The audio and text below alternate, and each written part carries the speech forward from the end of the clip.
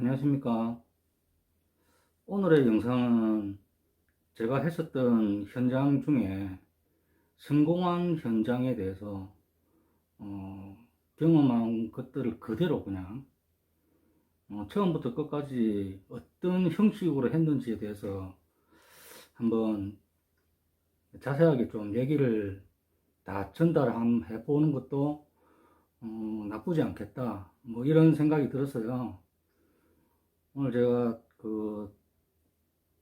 일이 좀 있어가지고 새로운 현장을 좀 보고 왔습니다. 그래서 이제 복장이 좀 이랬는데요. 아무튼 말씀드린 것처럼 제가 경험했던 성공한 현장, 지금부터 한번 말씀해 드리겠습니다. 우선 제일 먼저 이 현장을 좀 소개를 좀 하자면,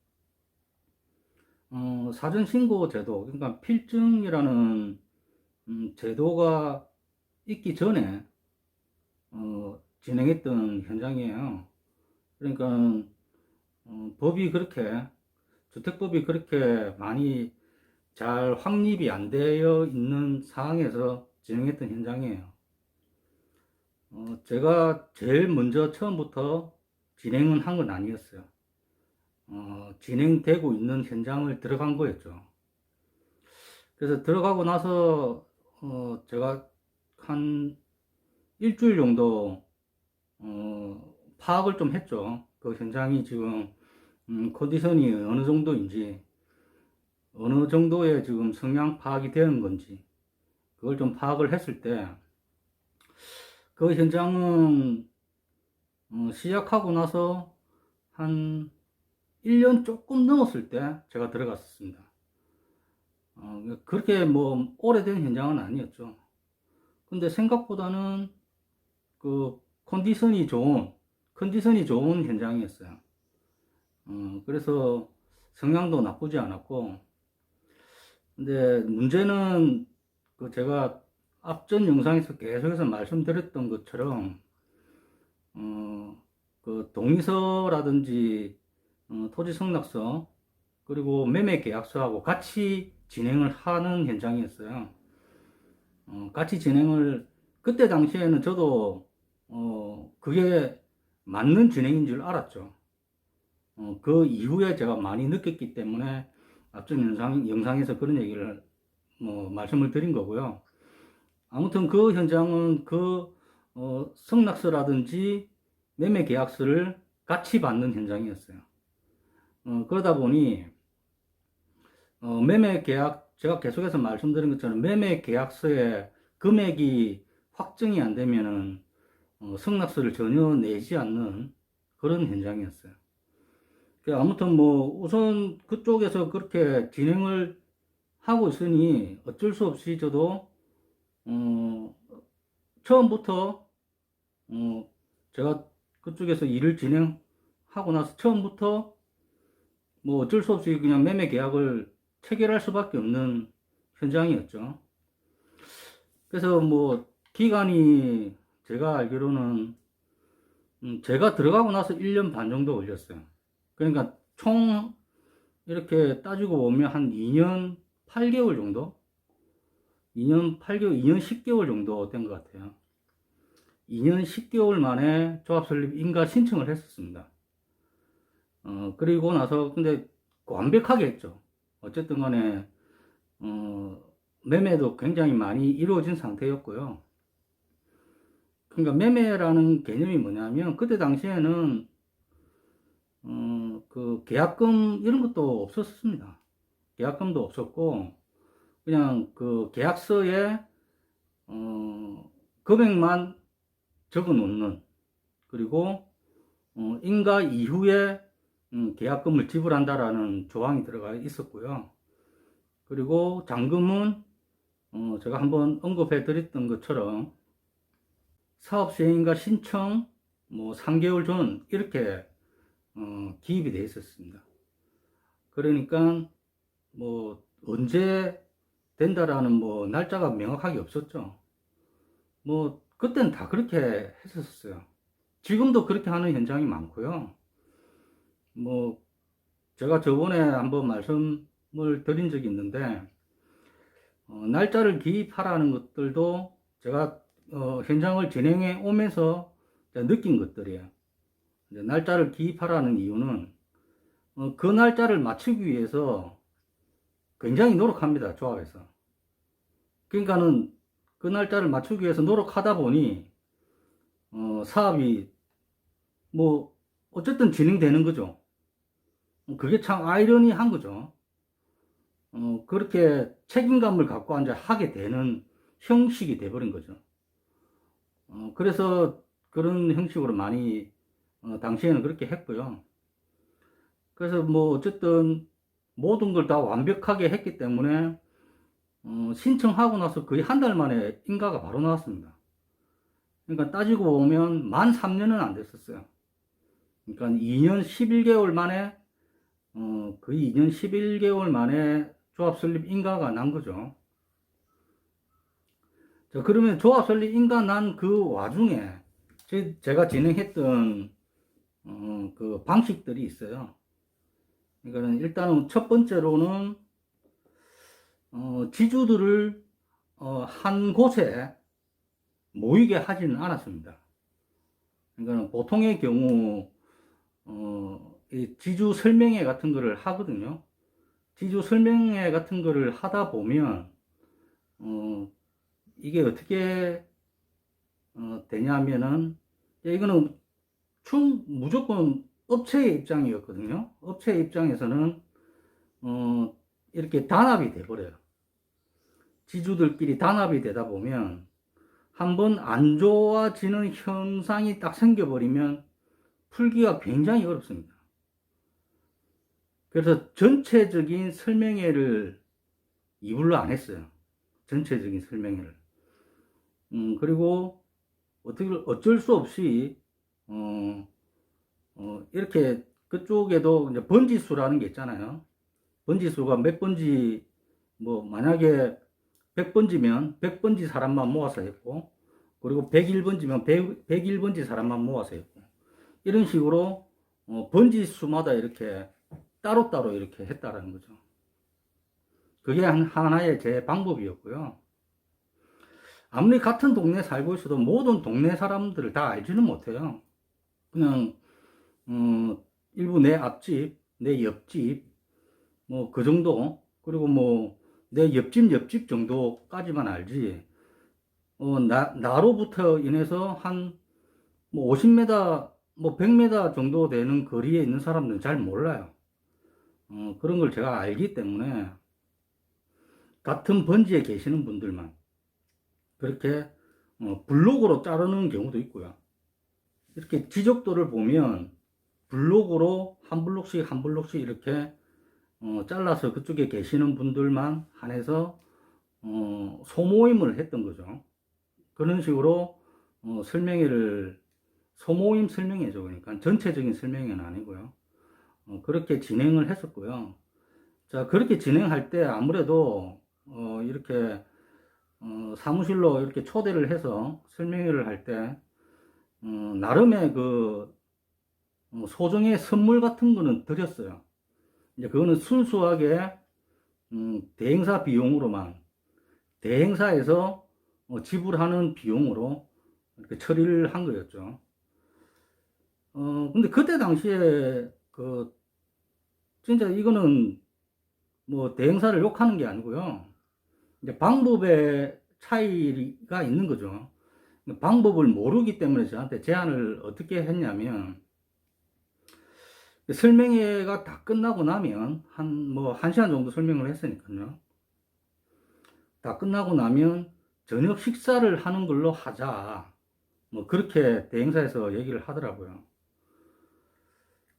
그래서 저는 반대했습니다. 왜 반대를 했냐면, 그 저녁 식사라는 게 아무래도 뭐 최소한 10명에서 뭐 많게는 뭐 20명, 20명까지는 아니고요. 10명에서 15명 정도 되는 그분들을 식사 대접을 뭐 할 수도 있죠. 뭐 그리고 뭐 어떻게 보면 좋게 볼 수도 있는 건데, 이 식사라는 걸 하게 되면 아무래도 저녁이다 보니 술을 또 한잔 하게 돼 있고요. 술을 먹고 이렇게 하다 보면 아무래도 좀 안 좋아요. 그리고 이게 항응 비슷한 형식을 띠게 돼버리기 때문에 주변에서 보는 눈도 그렇게 좋지 않아요. 그리고 소문도 이상하게 날 수가 있고요. 그런 경우가 많이 있었기 때문에 제가 반대를 했던 거였거든요. 근데도 대행사에서는 자꾸 그걸 밀고 나가려고 하더라고요. 제가 적극적으로 그건 아니라는 식으로 설명도 해가면서 과거에 이런 경우가 있었다라는 그 예도 들어가면서 얘기를 했죠. 적극적으로 말렸죠. 그렇게 하면 안 된다라고. 그래서 그렇게 돼버리면 어쨌든 간에 초대를 했는데 못 오신 분이라든지 뭐 안 그러면은 뭐 어쨌든 저희들 실수든지 어떤 실수든지 초대를 못한 분들도 계실 거잖아요. 초대를 못 받은 분들도. 그런 분들이 볼 때는 굉장히 안 좋게 봅니다. 이 완전히 항응으로 보기 때문에 뭐 굉장히 막 이렇게 안 좋은 얘기를 씹고 다니는 거죠. 그래서 제가 반대를 한 거였고요. 그래서 그러면 어떤 식으로 다른 걸 했냐면 이것도 뭐 제 경험상으로 계속 해왔던 일들이기 때문에 제가 추천을 한 게 뭐였냐면 그릇 세트를 준비를 했었어요. 그러니까 숟가락 젓가락 다 두 세트씩 해서 부부 세트죠, 부부 세트. 그래서 그릇 세트를 준비를 했는데 그게 인터넷상으로 거의 한 25,000원 정도 했었어요. 25,000원 정도니까 뭐 그거 25,000원짜리 100세트 정도 한다고 한들 250만 원이거든요. 그 정도의 투자는 충분히 할 수 있고요. 그 250만 원이면 그냥 한 사람 인건비라고 생각하면 됩니다. 한 사람 인건비, 사람 써서 인건비 줬다고 생각하면은 굉장히 편하게 생각할 수 있겠죠. 그런 식으로 제가 설득을 한 겁니다. 아무래도 이 그릇 세트를 받게 되는 입장에서는 그게 가격이 문제가 아니고요. 가격이 문제가 아니라 어쨌든 당장 가서 쓰게 된다는 거죠. 뭐 그걸 갖다 그 고급스러운 것들도 아니기 때문에 뭐 찬장에다가 막 못 써두고 이럴 경우는 없기 때문에 뭐 당장 쓰게 되는 거죠. 쓸 때마다 그런 것들이 생각나게 됩니다. 아 이거 뭐 자녀분들이 물어보더라도 이 글은 못 보던 그릇인데 어디서 났냐 뭐 이렇게 되면 아 이거 저쪽에 밑에 사무실에 가니까 개발 사무실에 가니까 뭐 주더라. 왜 갔냐 뭐 하면서 얘기가 된다라는 거죠. 그러니까 가족들끼리 뭐 어쨌든 간에 개발에 대한 얘기를 지주택에 대한 얘기를 자연스럽게 나온다라는 거죠. 그걸 직접 제가 지주분들한테 물어보고 했을 때 그런 결론이 나왔었습니다. 그래서 저는 이제 그런 식으로 진행을 했었죠. 뭐 결과는 굉장히 좋았고요. 뭐 아무튼 뭐 결과가 좋았기 때문에 뭐 그래도 나름대로 그런 소모임으로 인해서 뭐 계약도 좀 많이 이루어졌고 뭐 계약을 뭐 조금 뭐 미루더라도 그때도 계속 제가 말씀을 드렸었거든요.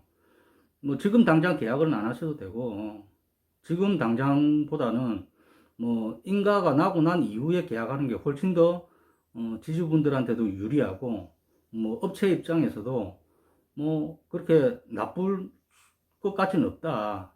그러니 뭐 현재의 조합 설립 인가를 하기 위해서는 현재 토지 승낙서가 필요하니 뭐 토지 승낙서에 대한 것만 작성해 주시면 감사하겠다. 뭐 이런 식으로 설득을 해가면서 진행을 했었죠. 그걸 거의 한 거의 3개월 동안 했던 것 같아요. 그러니까 3개월 동안 하면서 뭐 하루에 한 번씩 이렇게 모이게 한 건 아니고요. 일주일에 한 번씩 설명회를 계속 한 거였죠. 소모임 형식으로. 우리 실장들한테, 그러니까 우리 직원들한테 가서, 사람들이 설명을 듣고 싶다라고 하면, 날짜를 본인들이, 제일 편한 날짜를 한번 정해주면은, 그 편한 날짜대로 나와 있는 사람들이 있겠죠. 지주들이. 그 편한 날짜를 원하는 지주분들이 있겠죠. 그러면 그 날짜에만 원하는 분들만 불러서 이렇게 설명을 하고요. 뭐, 다른 날짜를 또 생각할 수 있는 분들도 그 날짜에, 한 뭐, 여섯, 일곱 명, 뭐, 많게는 한 12명, 15명, 뭐, 이런 식으로 계속해서 일주일에 한두 번, 뭐, 토요일, 일요일 그런 거 없이 그렇게 진행을 했었죠. 그래서 결과가 좀 좋았습니다. 뭐, 운이 좀 따라줬을 수도 있고요. 그런 식으로 진행을 쭉 하니까, 어쨌든, 조합설립 인가를 2년 11개월 만에 내게 된 거죠. 제가 들어와서 일을 하고, 했을 때 거의 한 1년 한 8개월 정도? 예, 걸린 것 같아요. 뭐 하여튼 그렇게 해서 조합설립 인가를 냈고요.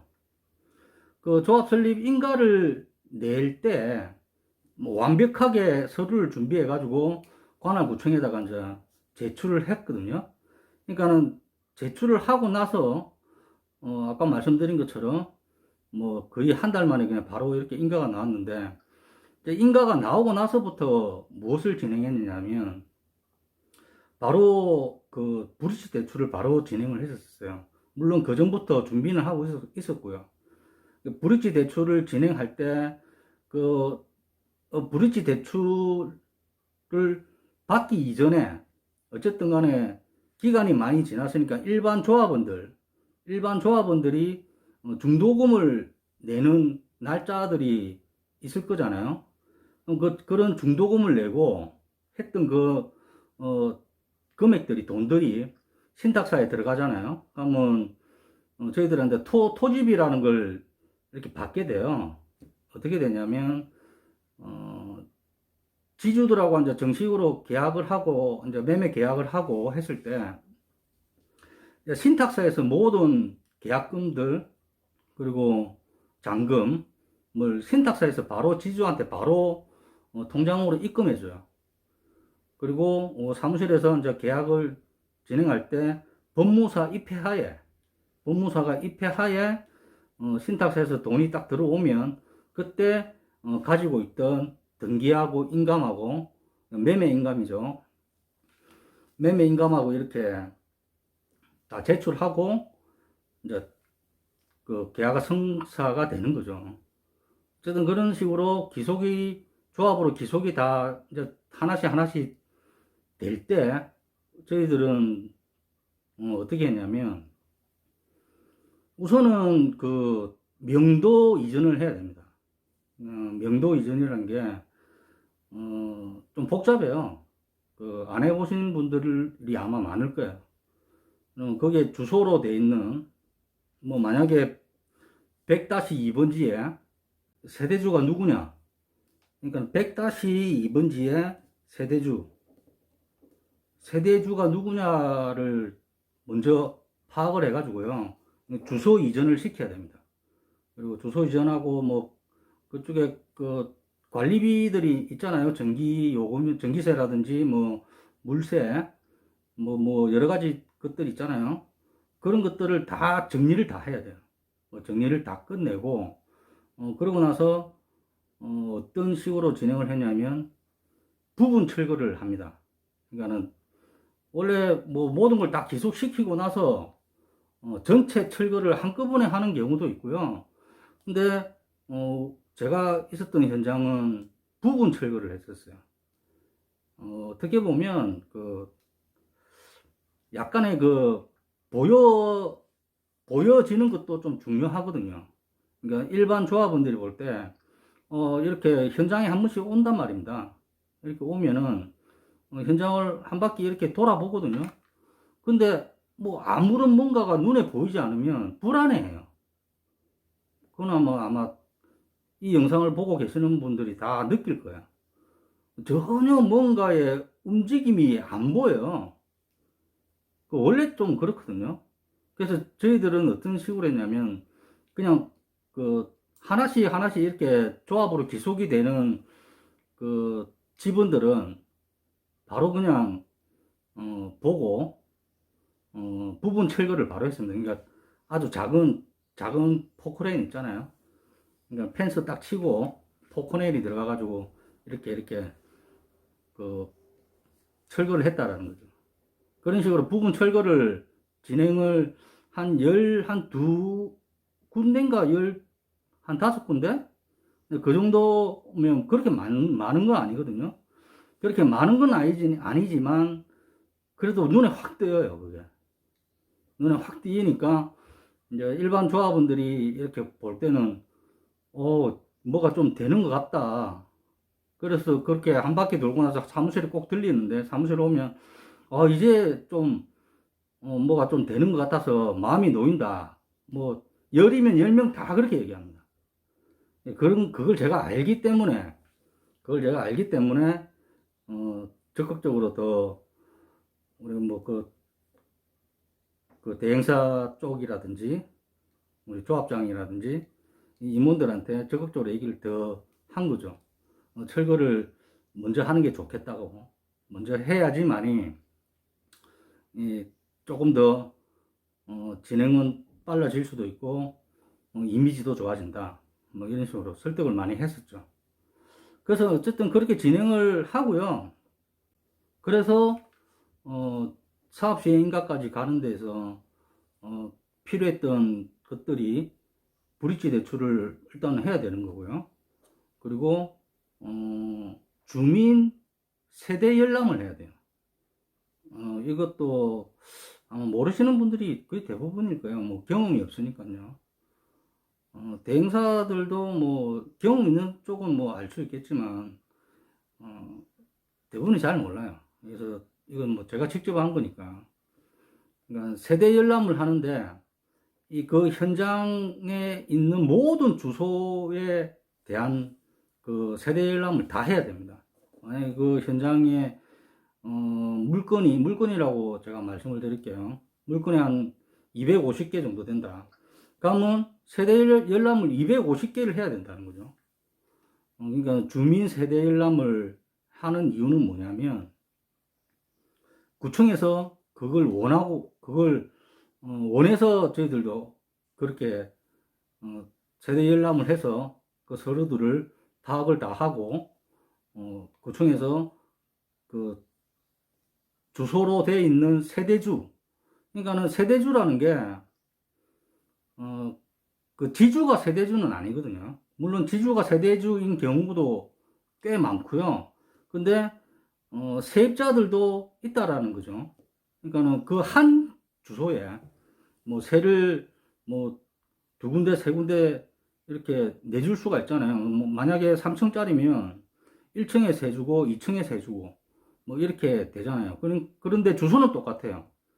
주소는 똑같기 때문에 뭐 아까 말씀드린 것처럼 100-2번지에 뭐 1층 해놓고 세대주 누구, 2층 세대주 누구, 뭐 이런 식으로 되는 거죠. 그렇게 했을 때 그 세대주를 전부 다 파악을 다 해야 됩니다.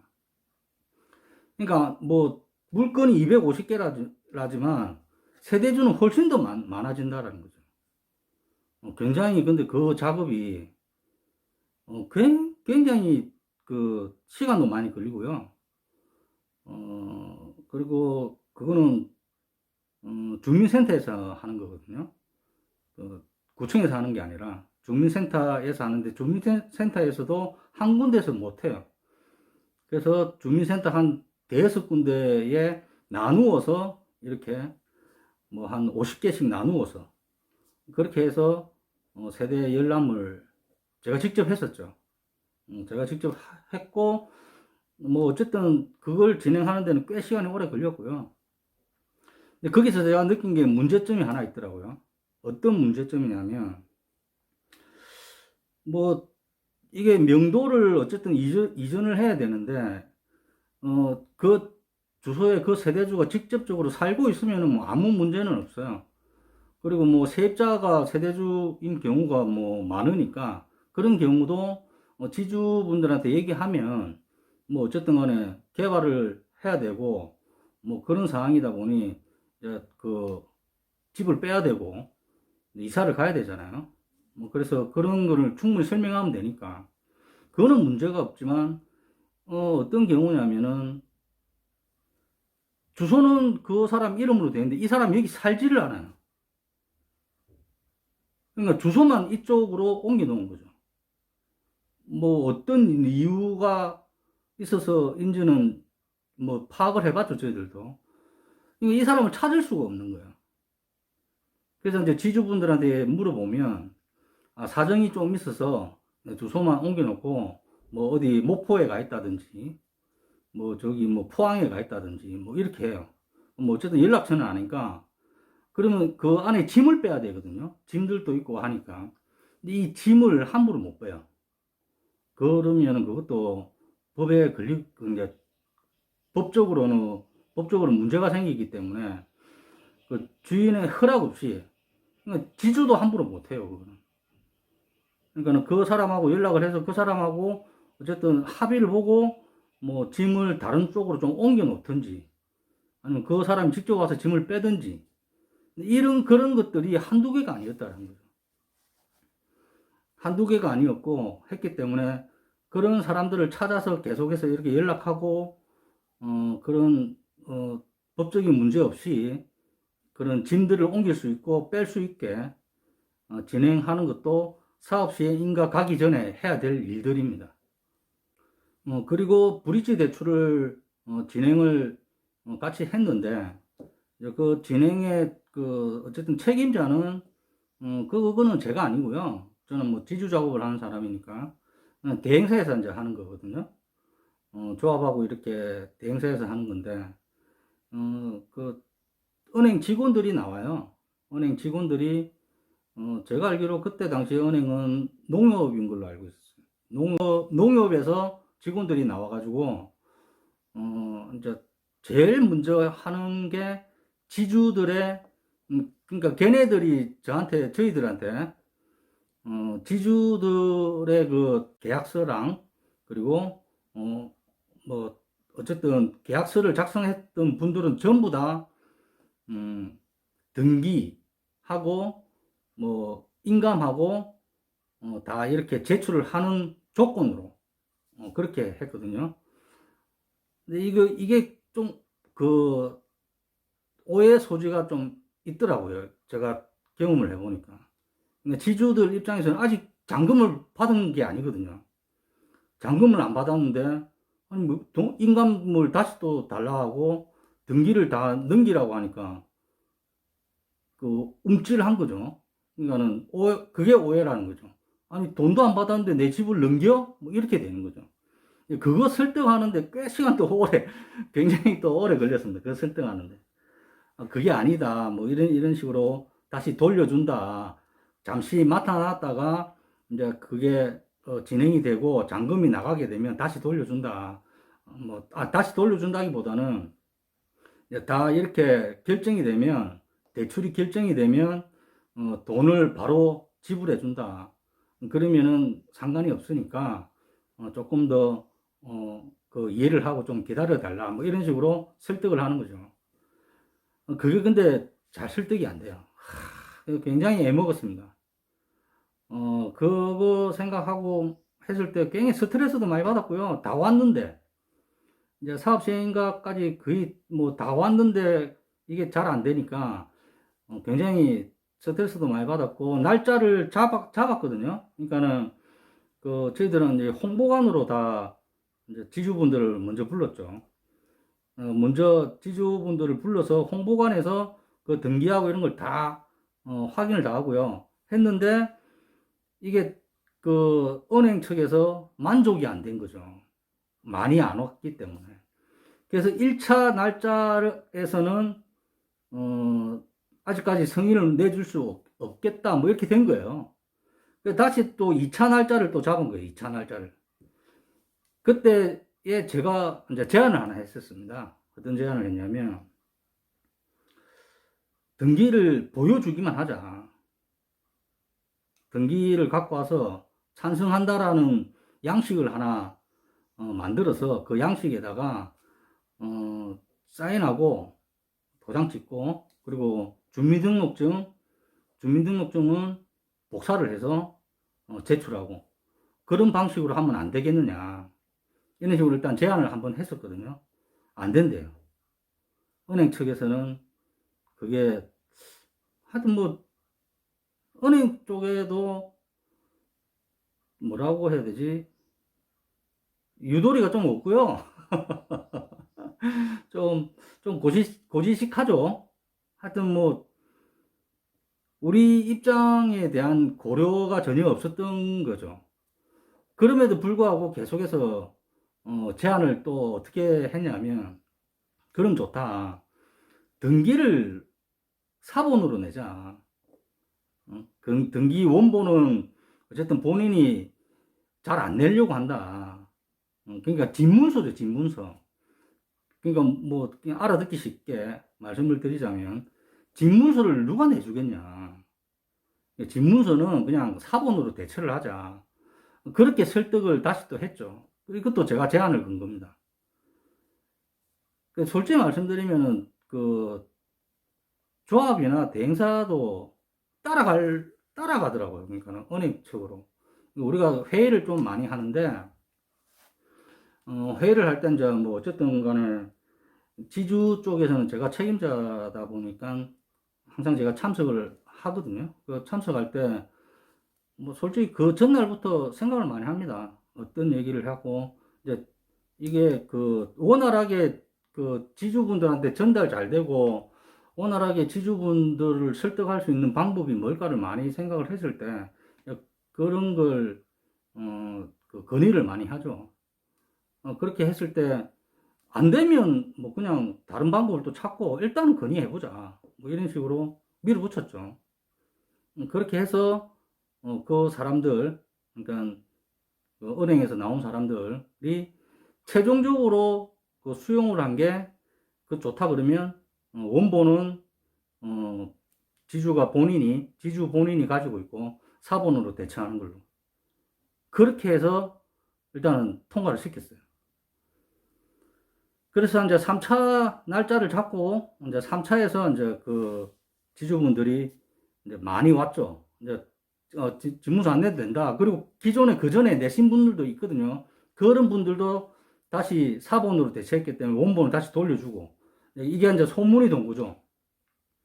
지주분들한테 소문이 돌았기 때문에, 야, 저 가면은, 그때 내가 원본을 냈는데, 나도 굉장히 지금 찝찝하고 막 이랬는데, 다시 돌려주더라. 그러니까는 일단은 뭐, 우리가 어쨌든, 매매 계약도 하고 했으니까, 빨리 가서 그렇게, 좀 하는 게 좋겠다. 뭐 이런 식으로 이제 좋은 쪽으로 돌아선 거죠.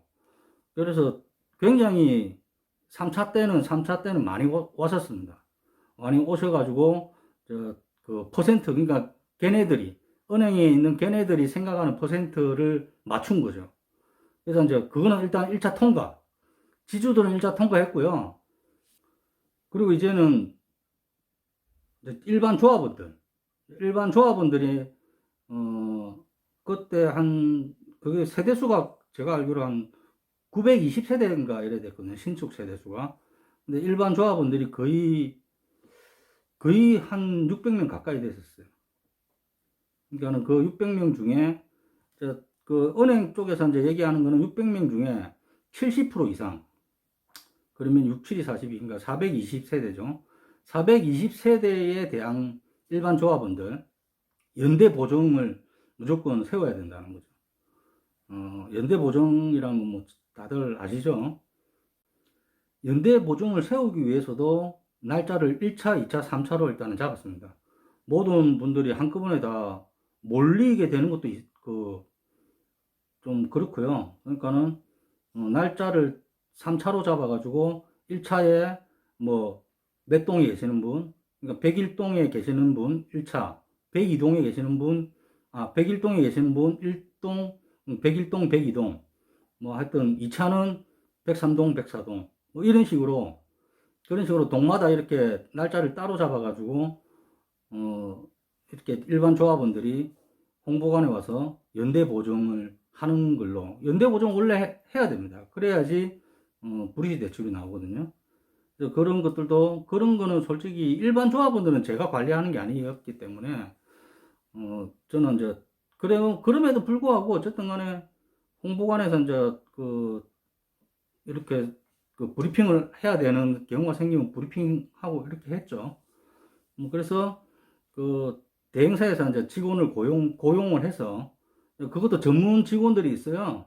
그런 걸 설명하는 전문 직원들이 있기 때문에 그런 직원들이 일반 조합원들을 상대로 설명하고 연대 보증을 왜 해야 되는지, 그리고 꼭 해야지만이 이 사업이 진행이 된다라는 거, 그런 걸 설명하고 이제 그러니까 은행에서 나온 걔네들이 얘기하는 70%를 3차까지 했을 때 무난하게 진행이 다 됐습니다. 그래서 이제 브리지 대출이 나왔죠. 브리지 대출을 처음에 그렇게 은행 직원들이 와가지고 제가 알기로는 석 달은 넘은 걸로 알고 있어요. 정확하게 좀 오래돼가지고요.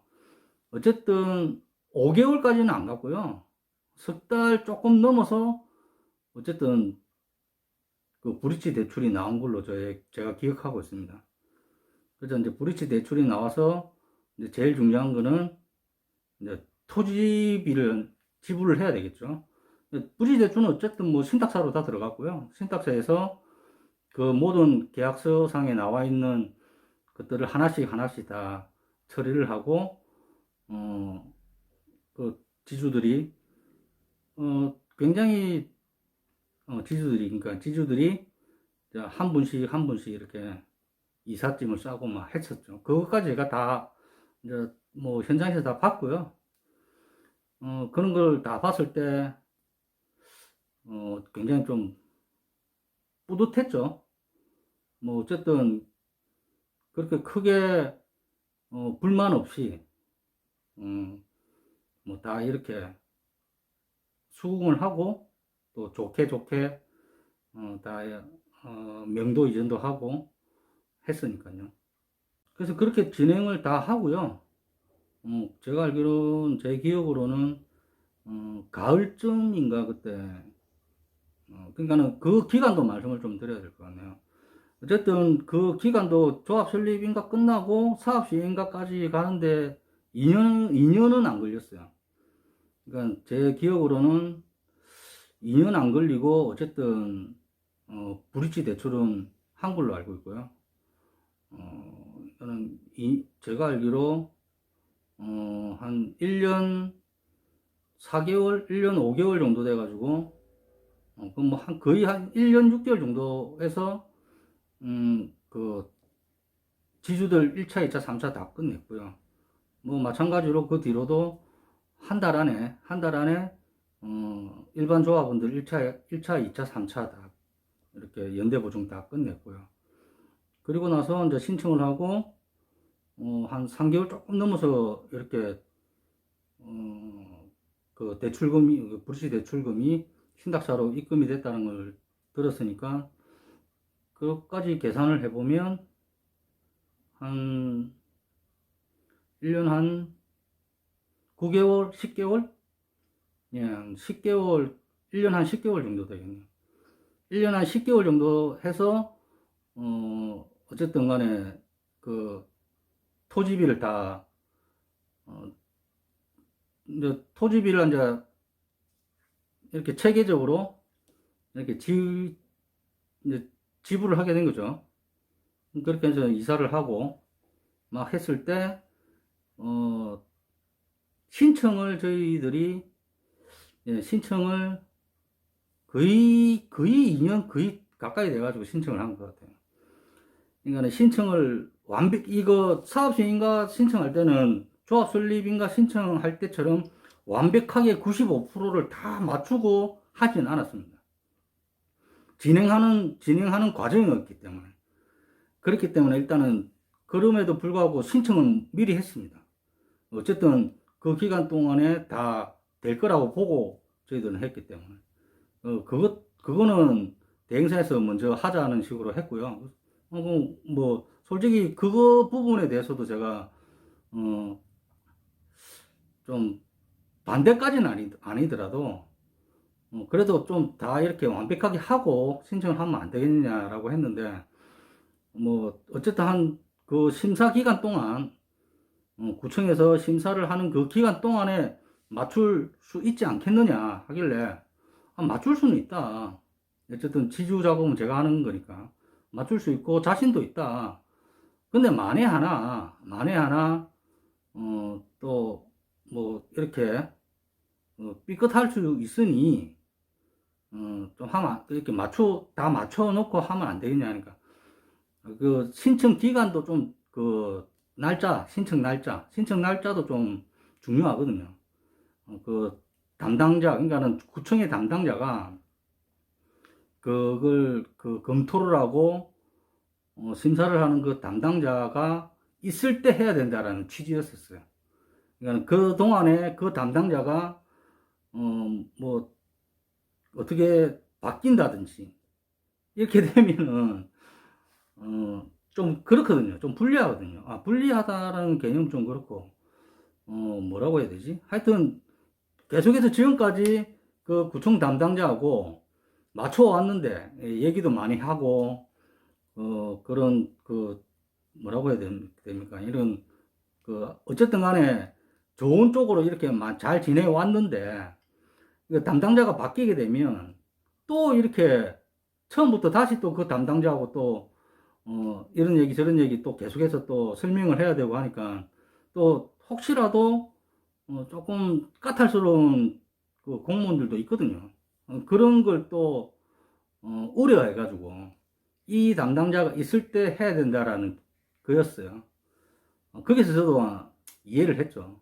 그러면 좋다, 하자 해서 이제 먼저 신청을 하고, 그 신청을 했을 때는 굉장히 뭐라고 할까요? 축제 분위기였다고 할까요? 플랜카드도 크게 걸고요. 플랜카드 크게 걸고, 전체 직원, 어쨌든 대행사 직원, 조합 임원들, 그리고 우리, 지주 작업하는 우리 직원들, 저 포함해서 다 식당을 하나 빌려가지고요. 어쨌든 그때 축하 회식을 했죠. 축하 회식 때 어쨌든 지주 쪽이, 지주 작업 쪽이 굉장히 성과를 좋게 했으니까 환영을 많이 받았고요. 나서 한마디도 했고, 그런 경험이 지금 생각해보면 참 뿌듯합니다. 참 잘했구나 이런 생각도 들고요. 그 경험이 굉장히 중요하다는 걸 새삼 다시 또 느끼고요. 그래서 아까 말씀드린 것처럼 그 기간을 3개월로 잡았기 때문에, 신청하고 3개월 정도로 잡았기 때문에 3개월 안에 어쨌든 다 정리는 다 했습니다. 다 하고 매도 청구도 안 했어요. 그 현장은 매도 청구 안 하고요. 끝까지 합의를 다 봤습니다. 조금 어떻게 보면 모든 사람들이 다 개발에 찬성하고 다 이렇게 좋게 생각하진 않잖아요. 그러다 보니 몇몇 사람 분명히 있거든요. 그런 분들을 또 찾아가고 해서 다 이렇게 매도 청구 없이 다 합의를 하고, 좀 늦긴 늦었지만 그런 분들은 어떤 합의 다 하고 했었습니다. 그렇다고 크게 그분들이 원하는 금액이라든지 이런 걸 다 줄 수는 없죠. 어차피 조합으로 기속된 그런 물건들은 등기부 등본 딱 떼보면 알거든요. 등기부 등본 딱 떼면 얼마에 어떻게 거래가 된 거 다 나옵니다. 근데 다 나오기 때문에 어떤 사람은 엄청나게 많이 이렇게 할 수가 없어요. 그것도 나중에 크게 뭐가 잘못될 수가 있습니다. 그렇기 때문에 그 등기부 등본 기속되어 있는 그 물건들에 대한 걸 등기부 등본을 가지고 가죠. 그 마지막까지 막 이렇게 자기가 원하는 금액 안 주면 안 되니 어쩌니 하는 사람한테 가지고 가서 봐봐라. 이런 사람들도 이렇게밖에 안 돼 있고 사장님 집보다 훨씬 좋은 집이고 그 연식으로 따져봐도 사장님 집은 보십시오. 30년이 넘었는데 한 15년밖에 안 됐습니다. 그런데 어떻게 이 사람보다 훨씬 더 드릴 수가 있겠냐고 막 이렇게 얘기를 하죠. 그렇게 해도 막 안 하는 사람도 막 이렇게 해요. 하면서도 계속해서 뭐 한 번 갖고 되겠습니까? 뭐 두 번 찾아가고 세 번 찾아가고 또 시간을 좀 뒀다가 또 가고 뭐 이런 식으로 해서 뭐 결국은 뭐 동네 사람들도 이제 얘기도 하고 뭐 그런 걸 또 이용할 때도 있어요. 그 같은 지주들 그러니까 이분하고 친한 사람이 있죠 분명히 그걸 조사를 하죠. 뭐 그거는 뭐 금방 어떤 분하고 친하다는 걸 알 수 있기 때문에 그분들한테도 부탁을 해서 좀 찾아가서 뭐 좀 설득을 할 수 있는 그런 방법도 알려드리고 해서 직접 지주가 직접 찾아가서 얘기도 하고 뭐 이런 식으로 뭐 방법을 써서 하기도 했죠. 어쨌든 뭐 결과는 좋았습니다. 그렇게 조합 설립 인가 내고 사업 시행 인가까지 가는데 어쨌든 2년 안 돼서 신청을 했고 뭐 어쨌든 사업 시행 인가도 사업 시행 인가 나오는 건 뭐 2년이 넘었지만 어쨌든 신청하는 그 날짜가 중요하거든요. 그래서 신청하는 그 날짜는 2년을 안 넘었기 때문에 어쨌든 신청을 했고 사업 시행 인가도 나왔고 그리고 부분 철거했을 때 뭐 나머지가 뭐 훨씬 더 뭐 한 거의 80, 한 5% 정도 80%에서 85% 정도는 남아 있으니까 그 철거업자들하고도 굉장히 친했습니다, 제가. 굉장히 친하게 지냈고, 그분들이 명도 이전에 대해서도 얘기를 많이 했고요. 그래서 이제 명도를 어떻게 하는 것들도 제가 좀 알고 있고요. 철거하는 기간이 한 6개월 정도, 한 6개월 정도 철거를 한 걸로 알고 있습니다. 제 기억으로는. 철거를 하는 그 와중에 저는 다른 현장으로 갔죠. 그전부터 뭐 다른 현장을 컨택을 하고 어느 정도 시간을 좀 지났을 때 뭐 그래도 철거하는 건 좀 보고 싶더라고요. 철거하는 것까지 뭐 한 좀 보고 그러나서 다른 현장으로 저는 갔습니다. 좀 덥네요. 잠깐만요. 그래서 총 그 기간을 좀 이렇게 보면요. 어쨌든 제일 처음부터 시작했을 때부터 잡아야 되겠죠. 제가 들어갔을 때부터 잡는 게 아니라, 제일 처음부터 기간을 좀 잡으면, 조합 설립인가까지 가는데, 어쨌든 2년 한 6개월 정도? 2년 10개월 정도 됐죠. 2년 10개월 정도 됐고요. 그리고, 뭐, 사업 시행 인가까지 가는데, 신청 말고, 인가까지 다 포함시켜서, 인가가 나오는 것까지 다 포함시키면, 한 5년 정도 됐네요. 5년 만에 어쨌든 사업 시행인가까지 간 거죠. 제가 있었던 기간은 한 3년 조금 넘었네요. 제가 있었던 기간은 한 3년 반 정도 되고요. 3년 반까지는 안 되고 어쨌든 3년 한 2, 3개월 정도 있었고 전체 기간은 그거는 그때 당시에는 그 필증이라는 제도가 없었기 때문에 필증이라는 제도 없는 와중에도 어쨌든 뭐 그래도 나름의 그래도 괜찮은 편이었죠. 그래서 5년 정도 걸린 걸로 그렇게 기간을 잡을 수 있고 그리고 철거 6개월 또 공사 기간 뭐 어쨌든 간에 30개월이니까 2년 6개월 2년 6개월 잡고 그러면 어쨌든 그것도 36개월이니까 뭐 철거까지 포함해서 36개월이니까 3년 정도 되겠네요. 3년이니까 입주까지 뭐 지금 뭐 입주 다 했으니까요. 입주까지 한 8년 정도 걸린 그런 현장이었어요. 8년, 그때 당시에 8년이면 그래도 성공한 현장이에요. 굉장히 뭐 잘했다고 치기도 좀 애매하고, 그렇다고 뭐 그렇게 못한 현장도 아니고, 뭐 어쨌든 나름의 성과는 좋았다고 저는 제 개인적으로는 그렇게 판단합니다. 아무튼 그때 그 현장에 계시는 그 조합장이라는 분과 그 대행사에 계시는 직원들, 생각보다는 마인드가 좋았어요. 그것도 제가 지주 작업을 하는 그 와중에도 그렇게 크게 타치가 없었습니다. 그러니까는 관여를 많이 안 했죠. 그러니까 제가 생각한 대로 제가 갖고 있는 노하우로 이제 이렇게 진행을 했을 때, 물론 먼저 이렇게 할 것이다, 저렇게 할 것이다, 이렇게 뭐 얘기를 하고 했기 때문에 거기에 대해서 뭐 태클 같은 거는 뭐 그렇게 없었고요. 물론 뭐 모르다 보니 의견을 내는데 그 의견이 저하고 안 맞은 경우는 있었죠. 안 맞은 경우도 제가 뭐 설득을 해서 이렇게 하는 게 더 낫다라는 식으로 갔고요. 그렇게 해서 그나마 그래도 뭐 잘된 케이스가 아닌가 이렇게 보고, 이 경우는 잘된 경우고요.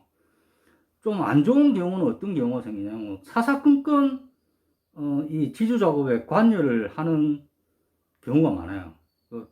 솔직히 그런 경우가 더 많아요. 그러면 일 진행되기 힘듭니다. 그러니까 어쨌든 간에 분야가 다르잖아요. 대행사가 하는 일이 따로 있고, 지주 작업하는 그 직원들이 하는 일이 또 따로 있고, 뭐 조합에서 하는 일은 또 조합이 또 따로 일을 하면 되는 거고, 그렇게 이렇게 분리를 좀 해야 되는데, 뭐 아무튼 관여를 좀 많이 하는 현장이 훨씬 더 많죠. 그러다 보면 뭐 이건 제 경우입니다. 모든 경우가 다 뭐 똑같지 않으니까 제 경우에서는 그게 좀 관여하는 게 저는 좀 많이 좀 불편했었어요. 다른 현장에 그 금방 말씀드린 이 현장 말고 다른 현장에 있을 때는 그런 것들이 많이 불편해서 그러면 뭐 제가 손 놓고 다른 분하고 이렇게 다시 일하십시오. 그런 경우도 좀 있었고요. 뭐 하여튼 뭐 이렇게 얘기를 좀 하다 보면 맞는 경우보다는 안 맞는 경우가 좀 더 많았지 않았나, 뭐 이런 생각이 좀 드네요. 이 현장만 성공한 건 아니고요. 그 이후로도 성공한 현장은 또 뭐 몇 군데 있습니다. 그 전에 현장들도 뭐 성공한 현장은 제가 있었던 현장 중에 성공한 현장도 몇 군데 있고요. 근데 뭐 제가 이 현장처럼 끝까지 있지는 않았고요. 그러니까 어느 정도의 그 일만 좀 하고 뭐 다른 현장으로 다시 일을 하러 가고 막 이랬기 때문에. 근데 이제 뭐 얘기를 듣잖아요. 그쪽 전에 있었던 현장은 어떻게 진행을 됐는지 이렇게 뭐 연락도 해보고 이렇게 하면은 뭐 이제 뭐 사업 인가 됐다는 뭐 이런 얘기도 뭐 듣고 하기 때문에 뭐 지금 뭐 아파트 올라간 현장도 있고요. 뭐 그 이후로 이제 제가 금방 말씀드린 이 현장 이후로 아파트 올라간 현장은 없어요. 뭐 공사 다 끝나고 올라간 현장은 없지만 어쨌든 사업 시행인가까지는 다 몇 군데는 있고요. 사업 시행인가까지 갔으면 뭐 성공했다고 봐야 되겠죠. 자, 그래서 오늘은 제가 그 철거가 6개월 정도 걸렸는데 철거하는데 한 3개월 정도, 3, 4개월 정도까지만 있었던 현장, 그것까지 제가 눈으로 보고 온 현장, 그 현장에 대해서 제가 오늘 말씀을 드렸고요. 어쨌든 그 조합 설립 인가가 되기 전에 중간에 들어갔던 현장이에요. 그걸 오늘 말씀을 드렸고요. 다음 영상에는 제가 처음부터 했던 현장, 그러니까는 저번에 전전 영상에서 제가 한번 말씀드린 적 있죠.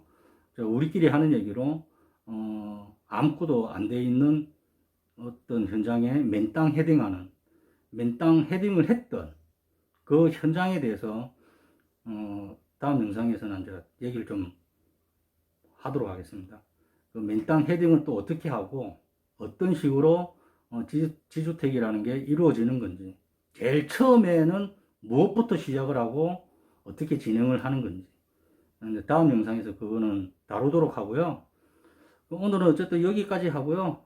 뭐 코로나 여전히, 부산에도 코로나가 여전히 많이 발생이 됩니다.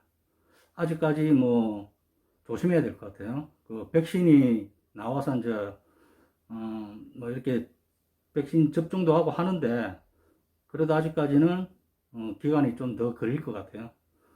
아무튼 여전히 코로나 조심하시기 바랍니다.